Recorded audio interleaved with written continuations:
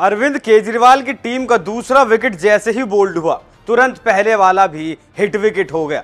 9 महीने से जेल में बंद सत्येंद्र जैन जेल में बंद होने के बाद भी मंत्री पद पर तैनात थे, लेकिन जैसे ही सुप्रीम कोर्ट ने मनीष सिसोदिया को उल्टे पांव दौड़ाया, तुरंत सत्येंद्र जैन भी उठ खड़े हुए और इस्तीफा पहुंचा दिया केजरीवाल के पास। लेकिन आज की इस रिपोर्ट में बात करेंगे मनीष सिसोदिया की उस दलील की जिस पर सुप्रीम कोर्ट ने सिसोदिया को उल्टे पांव दौड़ा दिया। सिसोदिया को लगा था कि दिल्ली में रहते हैं, उप मुख्यमंत्री हैं, तो हो सकता है इस बात का सुप्रीम कोर्ट कोई फायदा दे दे, लेकिन वहां से अफसोस के अलावा कुछ नहीं मिल सका और सिसोदिया समझ गए कि आगे की राहें आसान नहीं होने वाली। जो बीज बोया था अब उसे काटने का वक्त आ चुका है। सिसोदिया के साथ साथ सत्येंद्र जैन पर भी आज बात होगी। नमस्कार, एनएमएफ न्यूज देख रहे हैं आप, मैं हूं आपके साथ अभिषेक पुंडित।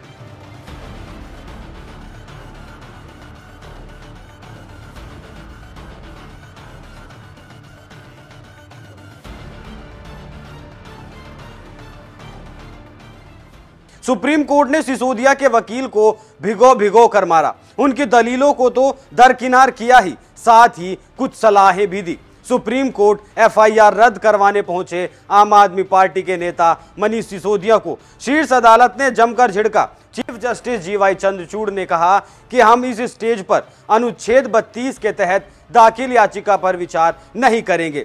शीर्ष अदालत ने सवाल किया कि आपके पास वैकल्पिक कानूनी उपचार है, फिर आप सीधे सुप्रीम कोर्ट क्यों पहुंच गए?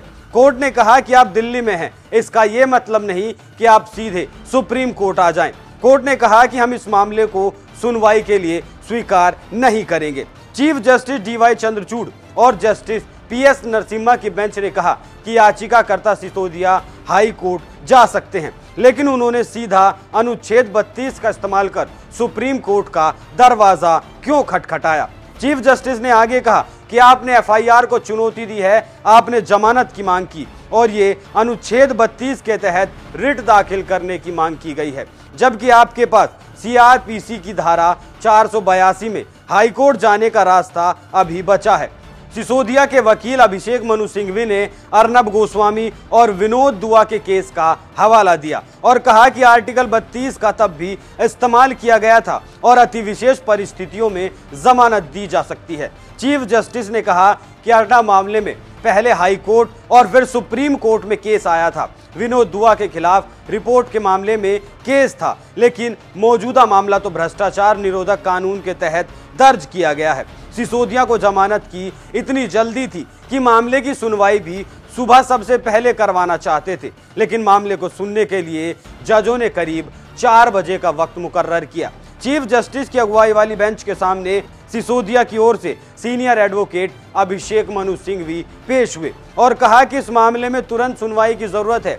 सुप्रीम कोर्ट से जमानत की गुहार लगाई सिसोदिया की ओर से सीबीआई की गिरफ्तारी को चुनौती दी गई, लेकिन सुप्रीम कोर्ट ने सिसोदिया को जमानत नहीं दी, लेकिन सलाह जरूर दी। वो सलाह क्या थी वो भी सुनिए। चीफ जस्टिस ने कहा कि गिरफ्तारी के मामले में उनके पास सीआरपीसी में दिल्ली हाईकोर्ट जाने का कानूनी रास्ता अभी बचा हुआ है, वहां वो जमानत और वहीं केस खारिज करने की भी गुहार लगा सकते हैं। इस दौरान सिंघवी ने दलील दी कि सुप्रीम कोर्ट ने 32 जजमेंट दिए हुए हैं और ये केस विनोद दुआ केस में दिए गए जजमेंट के दायरे में आता है।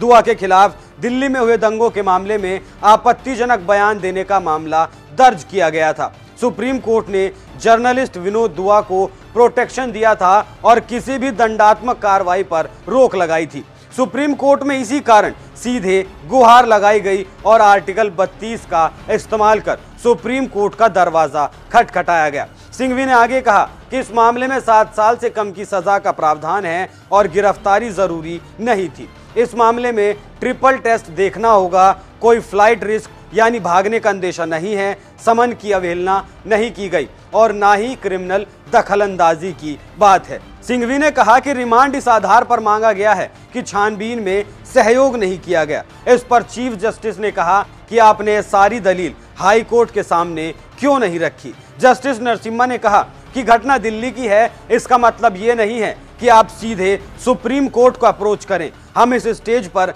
आपकी याचिका पर विचार नहीं करेंगे।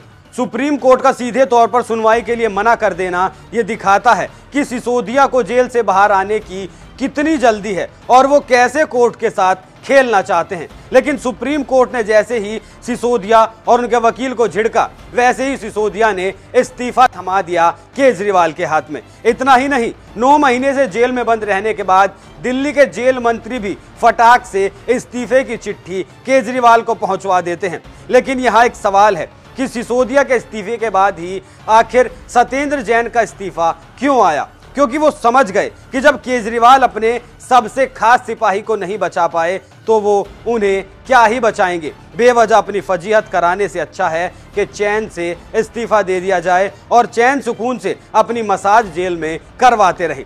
वैसे भी वो जान चुके हैं कि अब तो सजा काटनी ही पड़ेगी। अब कांटे बोए हैं तो अंगूर तो खाने को मिलेंगे नहीं। सिसोदिया और सत्येंद्र जैन का इस्तीफा जैसे ही केजरीवाल के पास पहुंचा, वैसे ही उन्होंने उसे एलजी के पास भेज दिया। केजरीवाल की पार्टी ने इसे नैतिकता की मिसाल के तौर पर पेश करने की भरपूर कोशिश की, लेकिन बीजेपी और कांग्रेस ने इसे मजबूरी बताते हुए सवाल किया कि सत्येंद्र जैन को हटाने में इतनी देरी क्यों की गई। सवाल यह भी उठ रहा है कि जेल में बंद सत्येंद्र जैन 9 महीने तक मंत्री बने रहे तो सिसोदिया से महज 2 दिन में इस्तीफे की मांग क्यों कर दी गई और इस्तीफा ले क्यों लिया गया, वो भी मैं आपको बताता हूं। मनीष सिसोदिया दिल्ली सरकार में 33 में से 18 मंत्रालय अपने पास रखे हुए थे, लेकिन वो तो अब जेल में है। और अगर उम्मीद होती कि रिमांड के बाद रिहाई हो सकती है या सुप्रीम कोर्ट से राहत मिल जाएगी तो वो हो सकता था पद पर बरकरार रह सकते थे। लेकिन आम आदमी पार्टी जानती है कि अब ऐसा नहीं होने वाला। सिसोदिया के पास वित्त मंत्रालय, शिक्षा, स्वास्थ्य समेत सभी अहम मंत्रालय थे। एक तो ये दिखाता है कि केजरीवाल के लिए सिसोदिया कितने महत्वपूर्ण आदमी थे, क्योंकि 18 मंत्रालय किसी एक मंत्री को दे देना आम बात नहीं हो सकती। और सारे अहम मंत्रालय सिसोदिया के जेल जाने के बाद सारे काम ठप पड़ जाएंगे, तो इसलिए सिसोदिया का इस्तीफा लेना मजबूरी के अलावा कुछ भी नहीं। भ्रष्टाचार विरोधी आंदोलन की कोख से जन्मी आम आदमी पार्टी के दूसरे सबसे बड़े नेता की भ्रष्टाचार के केस में गिरफ्तारी से आम आदमी पार्टी की छवि को धक्का लगा है और उसका नुकसान होना भी जाहिर सी बात है। आशंका जताई जा रही है कि बीजेपी और कांग्रेस को केजरीवाल के खिलाफ इतना आक्रामक होने का ये मौका मिल चुका है।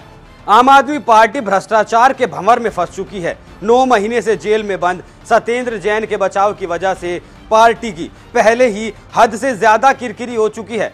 मनी लॉन्ड्रिंग केस में जेल में बंद जैन के लिए खुद केजरीवाल भारत रत्न की मांग कर चुके हैं। दरअसल पिछले साल मई में जब सत्येंद्र जैन जेल गए थे तो पार्टी को उम्मीद थी कि वो कुछ ही दिनों में जेल से बाहर आ जाएंगे, इसलिए पार्टी ने उनका इस्तीफा नहीं लिया। खुद केजरीवाल जैन का बचाव करते दिखे। पूरी केजरीवाल एंड कंपनी केजरीवाल के पीछे खड़ी थी सत्येंद्र जैन को बचाने के लिए। हद तो तब हो गई जब कट्टर ईमानदारी की दुहाई देते हुए सत्येंद्र जैन की तुलना भगत सिंह से कर दी गई और उन्हें भारत रत्न देने की मांग कर डाली। बस गनीमत इतनी रही कि केजरीवाल धरने पर नहीं बैठे, लेकिन जैन के मुद्दे को पार्टी ने अपनी नाक का मुद्दा जरूर बना लिया।